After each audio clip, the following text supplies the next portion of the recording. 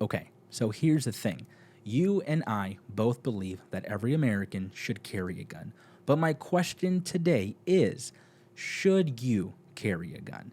I think that's a good question. Guys, thanks for watching today. Thanks for tuning in. My name is Johnny Q. And before we start any long form video, I like to start every video with some scripture reading, just a small verse. I'm a Christ follower and I believe in spreading the gospel. So today's verse is from Psalms 35 from the NIV version, and it states, "For his anger lasts only a moment, but his favor lasts a lifetime. Weeping may stay for the night, but rejoicing comes in the morning." Amen to that. I hope that blesses you today and through the rest of this week. Okay, let's get into the video. Now, before all the haters start typing away from your mom's basement, just pause for a sec. Try to be objective and hear me out for a couple of minutes. That's all I ask. Let me start out by saying this. We all believe it. We should carry a gun because America, we're men. We should protect our families, ourselves, the people around us. And 2A, Second Amendment, we need guns, we're men, that's what we do. Yes, I believe in all of that. I'm on board. But you and I, we both know people that carry guns that maybe we sometimes think, ooh, maybe that person shouldn't carry a gun. But we don't say it out loud, but we do think it. And that's where I want to confront people. This is where I want to really talk about it and say, hey, maybe it's time we do talk about this because it's not fun, it's not exciting, it's not tactical, it's not running and gunning, even though we love all of those things. But I do think it's an important piece of the bigger puzzle. I mean, we've all seen the social media videos. For example, I saw a video where this guy cut off another guy on the road. This guy speeds up to this other car, pulls out a gun from his, I think, center console or glove compartment, grabs the gun, points it, and just starts blasting through the windshield or the window. And I thought to myself, this guy probably thinks he's the guy. He probably thinks he's done enough training, enough shooting, and could outshoot anybody. And yet this guy got so angry because of a situation that could have been avoided, or he could have de-escalated, or he could have, guess what, ignored. But he chose to do this for whatever reasons. It's mind-blowing, and he's the one carrying a gun. He's the guy who wakes up and says, I take it upon myself to protect because I know the cops will get there after the incident occurs. And so this is where I want to bring in the ideas, the big idea. Shout out to my pastor. He does that a lot. The big idea. Number one, do you get hot-headed easily? Number two, are you emotionally stable? And number three, can you de-escalate yourself and potentially someone else in a sticky situation? I feel like all of these things combined, if they're not addressed and if they're not confronted, will lead to someone out there, even today, it's happened already in 2025, will approach a scenario and the first thing they do is pull out a gun because they already have it and they can use it because they felt they were targeted or they felt like they couldn't get out of the situation or the scenario. I'm calling BS on that. That's where I'm calling you to step up and really take hold, take responsibility, be humble enough, have the humility, not arrogance, to realize I'm that guy. I maybe won't shoot right away, but I'm a hothead. I can't control my emotions. I don't know how to regulate what I'm saying when there's something not going my way or someone challenges me. This is where I'm asking, should you carry a gun then? Because if you don't have those skills to de-escalate yourself, or maybe even someone else, or don't know how to do it, maybe we take a step back as men. Maybe there's something going on chemistry-wise, hormones-wise, firing in our nervous system, in our neurons, and maybe we should really, again, take a step back and think, I should maybe seek some help or some guidance. Now, what I'm not saying, please hear me, what I'm not saying is stop carrying a gun. I'm saying maybe think about why you're carrying a gun. Should you carry it? For example, When I was a cop, I was the backing officer on a call. And as the backing officer, you have to you just observe, but also you're watching Officer A's back. Like if anything is happening, you're there to help out because Officer A is taking notes, he's talking to victims, he's talking to different people, and so you're just there as a backup. You're there to protect. And so to make a long story short, two parties. Party A was out at night yelling, hollering, making a bunch of noise, potentially sometimes bothering this other person. Person says stop. This guy says nope. This person pulls out a gun, thinking that would deter the moment, thinking that would deter this person from doing what they're doing. This person says, that's okay, you got a gun. I'm going to keep on hollering and keep bothering you. It didn't work. Now, thankfully, nobody got hurt. But as I was watching these two parties play out what happened, and they're very emotional, I thought, had this person with the gun not pulled out a gun, it wouldn't have escalated to this brawl and getting the cops called. And that's where I think, did he have the emotional stability? Did he have a proper reaction? Why did he bring out a gun? I'm going to let you know that whenever I bring out my gun for protection, it's not going to be deter the threat. It's not going to be to try to intimidate somebody. I'm pulling out my gun because I have already assessed the situation, and that threat needs to be gone because they're harming me, my family, or the people around us. They're bringing great bodily harm, imminent threat, imminent death to people around me. That's why I'm pulling out my gun, not to scare someone. That should never be the main focus, the priority. We should have tools in our tool belt to de-escalate. Now, what I'm not saying is if you see an active shooter, try to de-escalate. No. If you have the proper training and you're confident enough, you go in and take care of business. What I'm saying is when you go to Target, when you go to a public restaurant, when you go to Walmart, and someone starts bumping into you, starts getting all up in your face and wants to start some beef, do you have the tools in your tool belt to be emotionally stable, to be level-headed, and to not further escalate the situation where you can walk away? Now, of course, things change really quickly, and that's one scenario, right?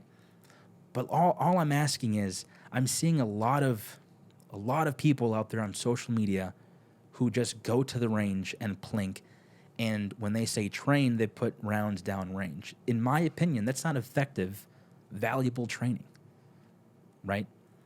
Another example, when I went to get my permit to carry here in Minnesota, I was in a room full of maybe, 12 people. And I kid you not, I think I'm a pretty good shooter. I put it upon myself to train properly, and I spent a copious amount of time training at the range with other people and instructors when I was a cop because I wanted to be a really good shooter. Everybody in that room, I could outshoot anybody in that room.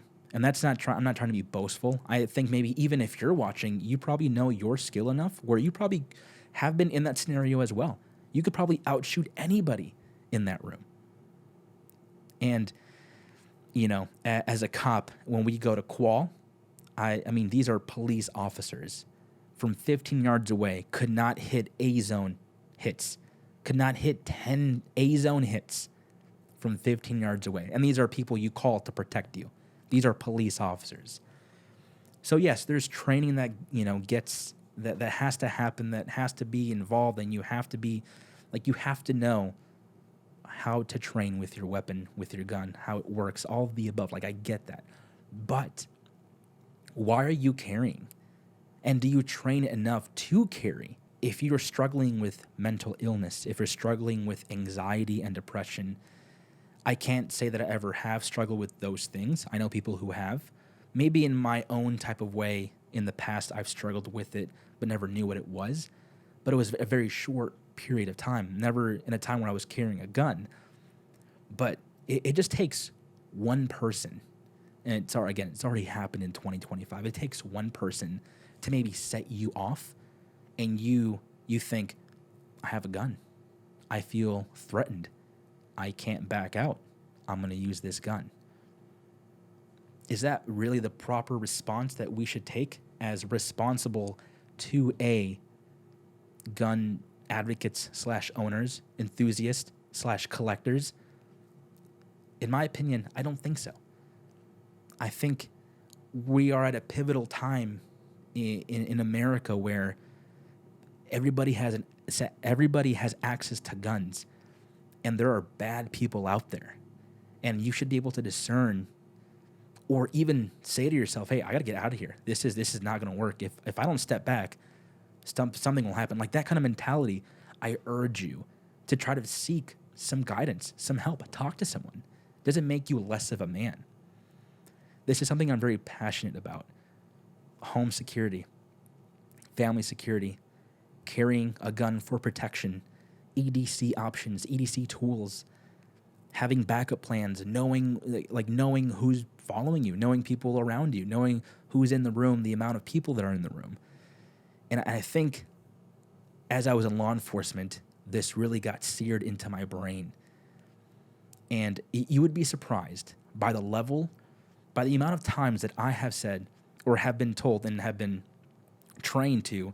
At first, I was like, go, go, go. We have to like handle every situation, every call. Like I'm the person in charge. Yes, as a cop, you are the person in charge. But I was trained to do this. Well, how can I help you? What's your name? What happened here? And I did not believe when I first had that approach to someone who was very hysterical or EDP, emotionally disturbed person. They went from level 10 to like a level 3. And I instantly saw their entire vibe, if you will, change with me. And they were cooperative. And I thought, whoa, this is like a secret code that nobody talks about. Why are we not talking about this? Now, I don't want you to be confused. School shooter, active shooter, someone with a knife threatening someone or stabbing, or like in that type of scenario, that's different than what I'm talking about now. What I'm talking about now is cars on the highway, you're stop at a stoplight, other guy gets out. Like if you're that other guy who gets out because you want to start the beef, don't do that. If you're the guy who is in the car and you see this guy approaching you and there's no way out, you can't drive away, that's up to you. But I'm saying have the emotional discipline, the emotional stability to understand that's where you go. If that's immediately where you go to, your mind goes to that, to just 10 out of 10, going guns blazing, pun intended, maybe think about that. Maybe think about why that is. And having a gun on you does not further enable you to be able to use it. And I think that's something we don't talk about in the gun community just because we're so focused on maybe looking cool. I've been at fault. I want to look cool. I want to act cool. I want to, look cool for sure on camera, shoot cool. But this is, I think, something that a lot of people may struggle with and don't really know how to approach it now. Going back to that person that I talked about earlier, the person that we know that has anger issues or has a mental health issue potentially, you know that they carry a gun, you know that they don't train enough, maybe that's something you approach them very lightly. Of course, if you're friends with them, right? Like you just don't go up to someone randomly and, hey, maybe you shouldn't carry a gun. It's like, well, dude, no. Who are you? Get out of here. But if you know someone in that realm of potential, like I would say, like it's a liability, it's a risk, then yeah, maybe you can approach him or her. Ultimately, my goal is to help people know how to carry a gun, what tools to carry, what gun to carry. But my whole entire goal of this channel, of these videos, is to help people understand that guns aren't the problem, right? When it comes to a school shooting, everybody says, well, if the gun had stayed home in the safe, it wouldn't do anything but stay home at the safe. It was the person that decided to do what they wanted to do with the gun. In that same respect, let's talk about the other side, which is the person. The person decides to react. the person decides to not de-escalate him or herself. The person decides to whip out the gun and do whatever it is that they're going to do. That's what I want to talk about. That's what I want to make sure my videos exude, that guns aren't the issue. I have lots of guns everywhere in my house, in my office. They're everywhere, unloaded, of course. But they've been here. They haven't done any harm. I take them, I control them, I manipulate them to do what I want them to do. In that same regard, let's start talking about these things as men, right? As men who want to be the guy. I want to be that person. The sheepdog, if you will. That's something we're not talking about. And it's something I think very important to this overall gun community. I'd ask that you'd have discernment to know what that looks like for you and maybe even seek help. If you want to email me, I can't respond to every single email, but I'll read your email, and I'm happy to just be a person of encouragement for you. So I hope this video brings out some good ideas, some good maybe conversation starters in the comments. If you have any questions, concerns, or you just totally disagree, I'd love to know in the comments. Please don't be afraid. Trust me, I've gotten a lot of hate in the last 6 years that I've done this. I don't really care about haters anymore. So with all that being said, I hope this is a good video that you watch. I hope it inspires you to become a better shooter, a better man, a better family person, and really just become an advocate for 2A. So thanks for watching. I'll see you in the next Johnny Q video. Peace.